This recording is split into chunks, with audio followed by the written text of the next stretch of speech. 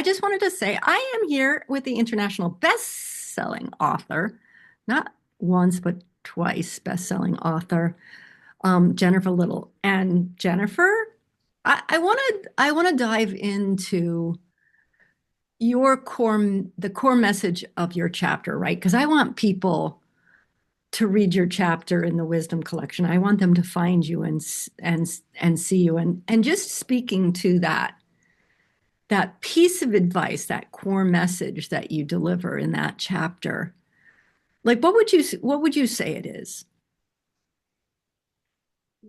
The core message I would love to share, but can I say I didn't give a caution or a warning in my chapter, but I actually think it might be appropriate that while I love my message, it's not necessarily for everyone in every situation. But that's part of wisdom, right? So the core message, getting to answering your question, is it's okay to ask for what you want. And an elevated way of asking for what you want is doing it with open palms. I call it the open palms ask. And this morning I was reminded of the Rolling Stones song, You Can't Always Get What You Want. I think the message in that song is very similar to the open palms ask. Yeah, so tell me where it's not appropriate, right? Because I'm listening to this and going, sure, where is this? Where do you, I mean, you're in practice and you work with people in counseling and you work in family situations. Where do you feel like this wouldn't be the piece of advice you would offer somebody? I think for the brave soul, it's worth a try in possibly almost any relationship, but there are obviously relationships, we've all experienced them, where you realize there's no way forward in this relationship. Um, Perhaps in some way I'm not safe, whether for nefarious reasons or simply because the person can't keep a secret, just as a simple example. Um, so the Open Palms ask talks about connecting, and we are we're not really designed to connect with everyone, in my opinion. Um, there's the idea of like your inner circle, and then like a little bit wider of a circle of, maybe 10 or 12. And so not everybody is going to be able to accept and receive your open heart, which is, I think, aligned with the open palms. I think you're speaking to a lot of what Brené Brown talks about in her shame research, that there are people that you share your vulnerability with, and there are people that you just don't share that vulnerability with. So I would draw that parallel to what you're saying. But can you describe what an open palms ask is and how it gets you what you want in the moment, but also builds on connection? Or perhaps I'm misconstruing it. Perhaps it's building connection and possibly getting what it is that you're after or not. Mm. Well, I like both of those ways of looking at it. Actually, it doesn't have to be one. I think it can be both. Um, I kind of want to start with asking for what you want because in my practice, I'll say potentially in the chapter, I may have denigrated asking for what you want a bit, but I found that it's very necessary for so many people. And being the wisdom collection, the Open Palms Ask is an elevated portion of continuing asking for what you want. It's being vulnerable with your needs or your desires, or as I just said, your heart, and sharing that with someone, perhaps just for the sake of sharing, and perhaps because you will get not to get what you want, but I find that it's easier to get what you want when when somebody knows about it. Yeah.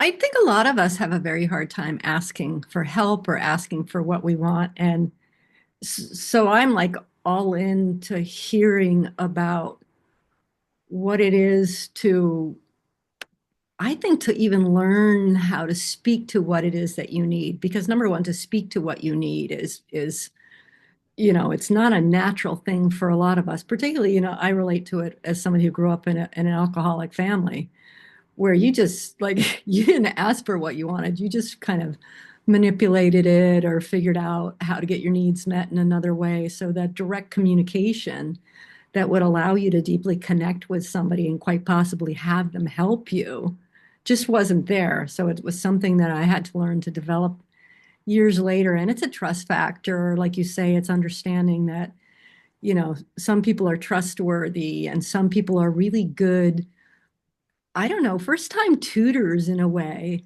for showing you that letting them know what you want and, how you might be able to use somebody's help is a way of actually getting what you want without feeling like you have to manhandle that or solve it on your own or suffer in silence, which is what so many people do, particularly coming from my background.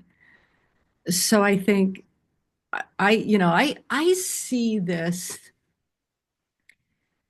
as a message with legs, a message that has, a lot of deeper roots, forming those connections, learning to collaborate in getting your needs met rather than manipulate.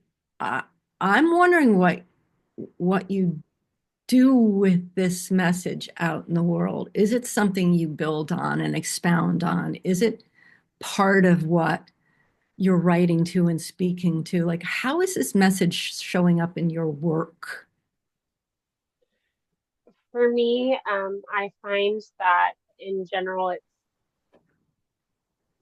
more often than not, not exclusively, but more often than not, women who we work on finding the healthy balance of leaning into some softness or some vulnerability and also showing up with a bit of assertiveness where we can identify, this is the thing that I prefer. This is the thing that I need.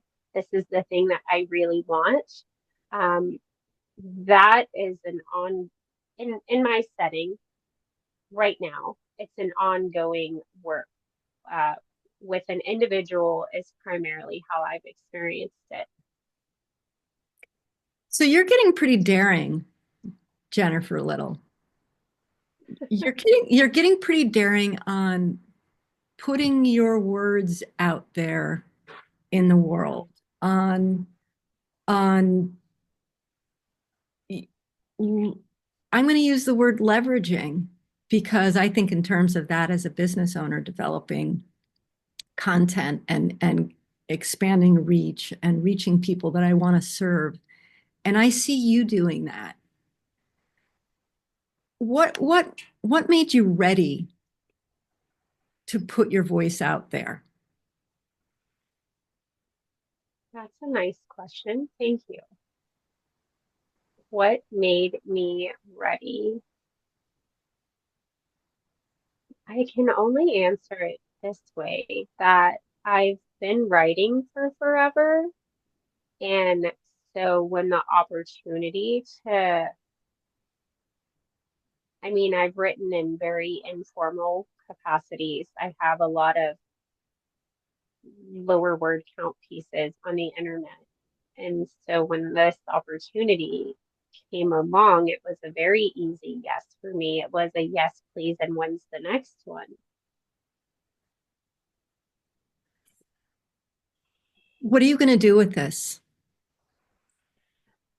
I am sharing it with a few people who I think can get good insight from the many authors that you brought in to speak in the wisdom collection.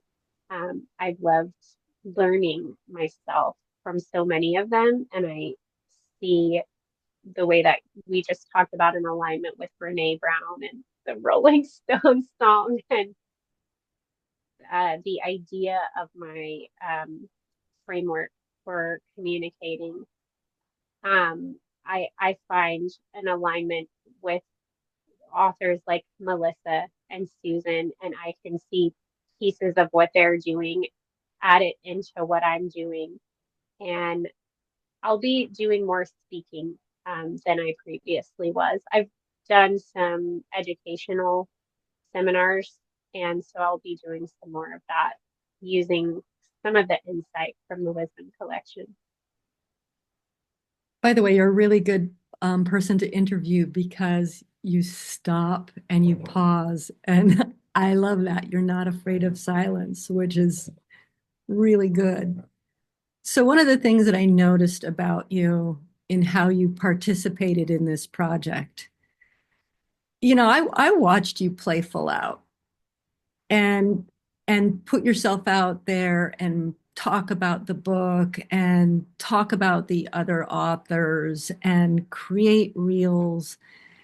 And the behind the scenes, our team was saying, "Who's this Jennifer Lytle? She's like creating really good stuff, and she's promoting the book, and it's really terrific." And I just want to say it was really fun to have you in this group because you know I think it's alarming to be part of these kinds of groups. You don't know anybody and you're putting your work in there and you don't know how it's going to compare to other writers. That's what people are afraid of. Like, are the writers going to be so good? Am I going to look, not so good in comparison? Or am I going to be around people that can't string sentences together? Like, there's a lot of fear. And so I just saw you play full out and bring that message and carry that message and continue to beat the drum. And I think what a lot of authors in general don't recognize is that you can be the best writer and you can have the most amazing book. But if you don't talk about it, it just gets lost in the ether. And I think watching you and your messaging out there and your apparent ease. Like, we don't know what goes on behind the back scene because sometimes I'll put stuff out there and I'm like, oh, if I talk about this one more time, people are going to tell me I just like talk about it too much. But you're really good at that. And I think you are an excellent model for readers who aspire to be authors on how to do this, on how to share the message, on how to talk about it, on how to promote. So, well done. Thank you.